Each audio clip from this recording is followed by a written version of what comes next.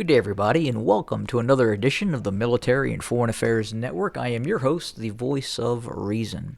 Today, we're in day 69 of the ongoing war between Russia and Ukraine.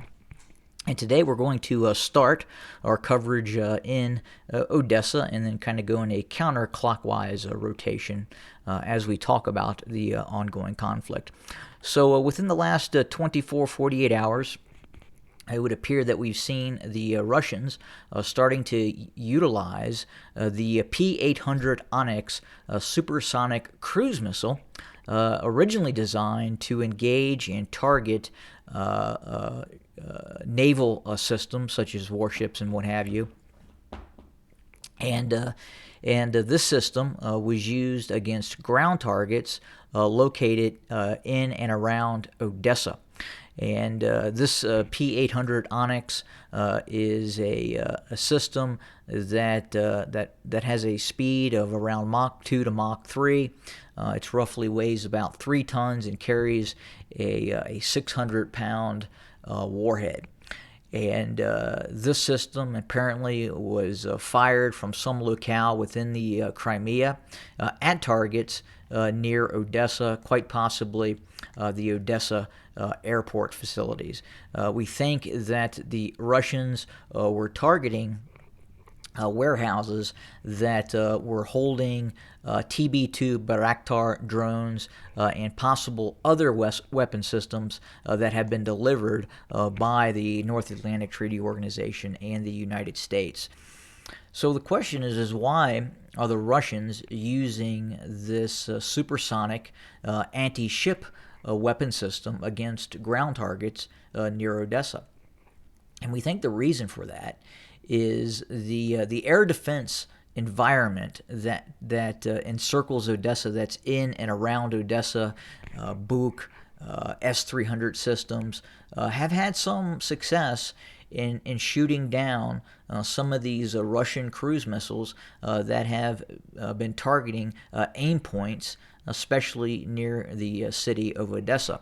And the concept of using these supersonic anti-ship missiles, which has a GLONASS receiver on them, so they do have a CEP, or circular error probability, of about 1 meter. So they are just as accurate as a Caliber or KH-101, except they fly faster. They also have the ability to fly very low or very high to attack a target. These P-800s can actually have, especially in the anti-ship role, where they use one P-800 that flies relatively high, 5,000, 10,000 feet. It uses its radar to identify and track and target a enemy warship, and then that missile transmits information, targeting information, real-time targeting information to the other missiles that are flying just above sea level, that are more difficult to engage with shipborne air defense systems. And then hypothetically, if that higher altitude P-800 Onyx is hit or destroyed, another a P-800 can elevate itself to a higher altitude, activate its radar system, and then illuminate said target, transfer that information back to the other remaining P-800s to then attack the target. But normally speaking, given the speed of this weapon system, usually the first P-800 in terms of transmitting that targeting information is usually enough. They haven't been used, to my knowledge, in actual naval combat as of yet, and this would really be the first use of these systems targeting actual ground targets, specifically the warehouses near the Odessa International Airport. And we're also seeing the Russians renew offensive operations towards the Mariupol metallurgical facilities.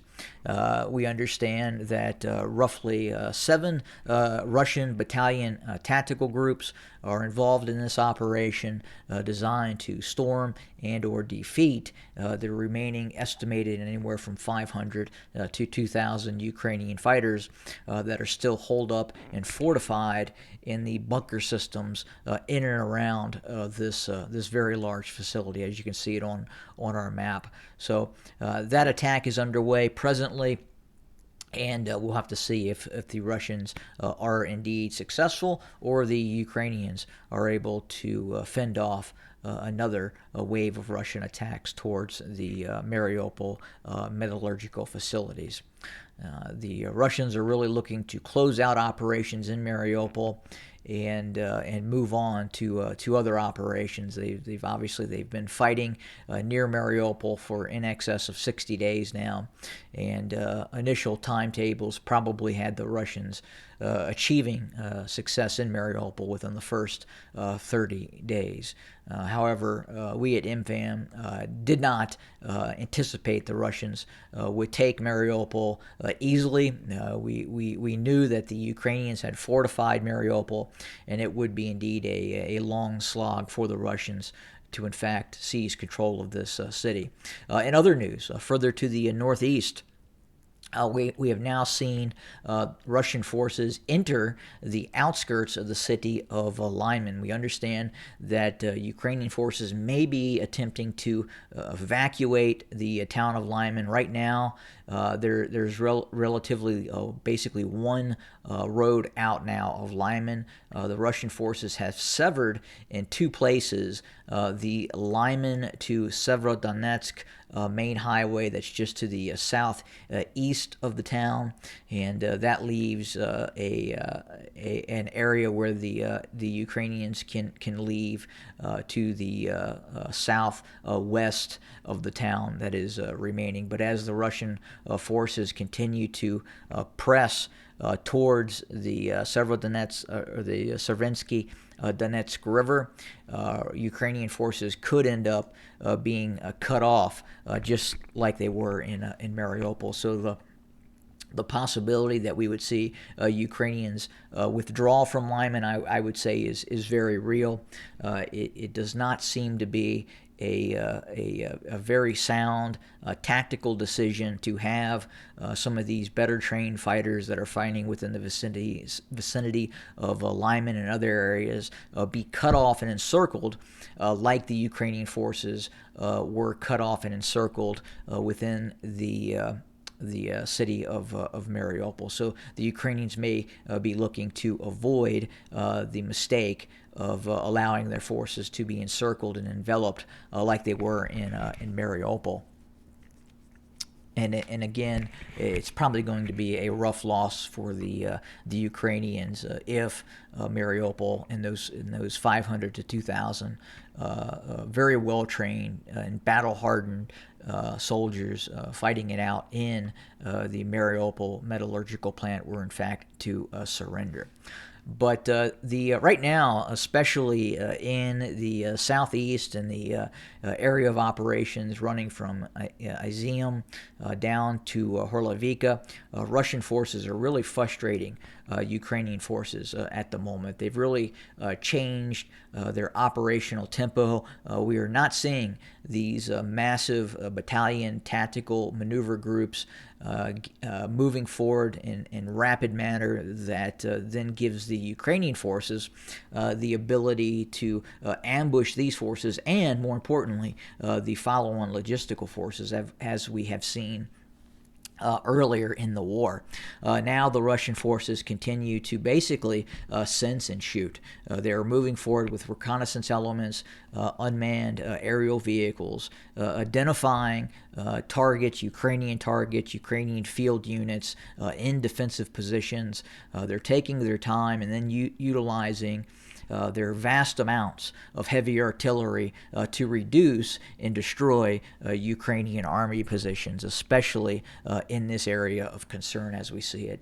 And the information that we have right now is that this new tactic, as opposed to seeing some of these earlier maneuver operations by the Russians, are really frustrating the Ukrainians, because the Ukrainians are really taking it on the chin in terms of being identified and then coming under some very heavy artillery attack and cruise missile attacks and tactical aircraft as well, to include Su-25 Frogfoots and various helicopter gunships, Alligators, Mi-24 Hinds, and Mi-28 Havocs as well. But that is what we're seeing right now, especially in this what could slowly start to become the Sloviansk Kramatorsk pocket. Now, will the Ukrainian forces allow themselves to be enveloped within Kramatorsk and Sloviansk and Severodonetsk? Very difficult to say. But we do know, given the level of casualties really taken on both sides over the last almost 70 days now, the Ukrainians have to start thinking about the amounts of manpower that they are losing in this war. They are continuing to lose some very well trained and as you say, battle-hardened, experienced soldiers through the use of Russian heavy artillery. We have seen flatbed trucks full of, unfortunately, dead Ukrainian soldiers that have been just loaded on en masse into the backs of these trucks as the Russians continue to pound these positions of the Ukrainian military.